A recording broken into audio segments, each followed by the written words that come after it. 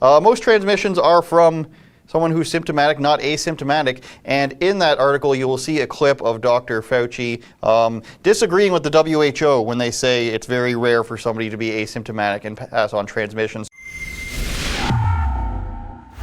And then we've got so many more. If we pull up the article, Justin, about masks not being effective, this is one that people are going to be outraged about, of course, because for so long, especially in the city of Toronto, you see it on buses.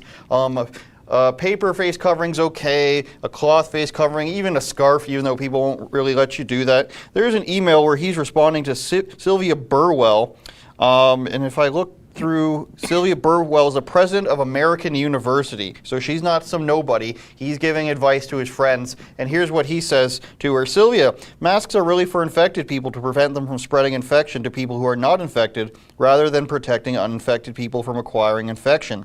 The typical mask you buy at a drugstore, which of course is those paper surgery masks, surgical masks, they're not really effective in keeping out virus, which is small enough to pass through the material. It might, however, provide some slight benefit to keep out gross droplets if someone sneezes or coughs on you.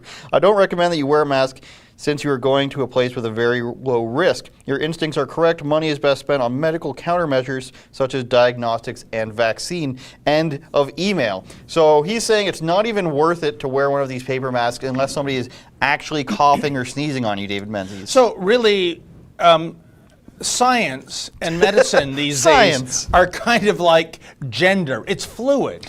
It's not okay then, but it's okay now. It's like Doug Ford in the space of 21 hours on Sunday deciding that going from nobody's getting in to see the demise of the Leafs on Monday in the playoff game at Scotiabank to, you know what, 550 and only 550, and because 551 folks in the arena would be a super spreader event. Oh, and by the way, everybody has to have full vaccination. That was historical. That was Toronto's first vaccine passport event, Andrew. And you mentioned something about getting on the TTC. That's the Toronto Transit Commission, the public transit here in this city, folks.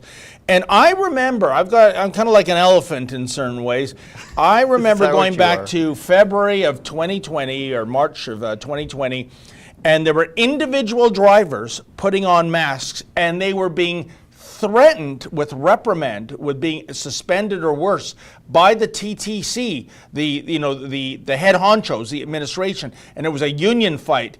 And then suddenly we went from that to you've got to mask up or else. It went 180. But clearly, what you're showing here, F is for Fauci and F is for fraudulent, and that is what this is all about. And also, to your other point, that is true, folks, what Andrew alluded to. The fact checkers at Big Tech would not allow you to speculate that this was potentially a man-made virus going back a year ago. You were censored from saying that. And again, look what we're discovering, eh? It's shocking. I'm willing to bet, David, that for the Leafs game, they had the number at 500, and they're like, wait a minute, we have 50 friends and family, like a car dealership, a friends and family discount, as we saw, as recovered yesterday, I believe, or possibly the day before, about how there was people who weren't frontline workers there. There was investors, and then there was consultants, and that was a great. If you haven't seen Ezra's monologue about that, folks, that was fantastic. We found, as we suspected, that these weren't the battle-hardened healthcare and long-term care frontline workers who are exhausted from endless COVID-19 cases. But guess who was in the crowd? There were some frontline and long-term care workers, but there were also the health bureaucrats. And he mentioned one of them, I forget her name, she makes over $600,000 a year. These are the suffering, unelected, non-accountable health bureaucrats that for more than a year now have been wagging their finger, stay at home, don't go anywhere. Game 7, Leafs and Habs.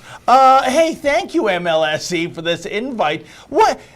Andrew, can you believe how tone deaf these people are? Well, one of the other guys who was there has been telling people the whole time to stay at home and not to venture out for any events such as this, but it's okay. And another thing is... it's okay. Because it's okay. Exactly. Another thing is they're fully vaccinated and they're still wearing masks, even though they're all healthcare workers and they could obviously know what to do and what not to do, such as sneeze and spit on each other. Oh yeah, and this was a taste, folks. I don't care if you care about hockey or not, but this was a taste of things to come. The vaccine passport, like yes, the government's not going to force you to get the jab. And no, you're not going to be rounded up and put in a quarantine hotel. But if you want the full meal deal of your rights and liberties, if you want to go to a hockey game, if you want to go to a rock concert, if you want to get on a bus, if you want to get on a plane, your papers, please. Oh, you're not vaccinated? Sorry, no flight, no concert, no game for you. That's where we're going. We're going to have a two-tier right system, and it was just tried out in Toronto on Monday. New York is going full blown with this. Their playoff games, their for basketball, their baseball games, all doing vaccination passports. Yep. Luckily, UK has withdrawn that, whether it was a pretense to let people be okay with being locked down further. I don't know. Israel has withdrawn theirs as well. We got 2 more emails, and then you want to talk about Doug Ford, which of course we all can't wait for in a vengeful sort of way. Back to the masks are not really effective document, Justin. There's another email in that article. Somebody very smart wrote that article at David Menzies, named Andrew Chapdos. It's in response to an email from a guy named Kai Kupferschmidt. He is a science magazine writer, so he's asking him his advice and his response to some of these topics.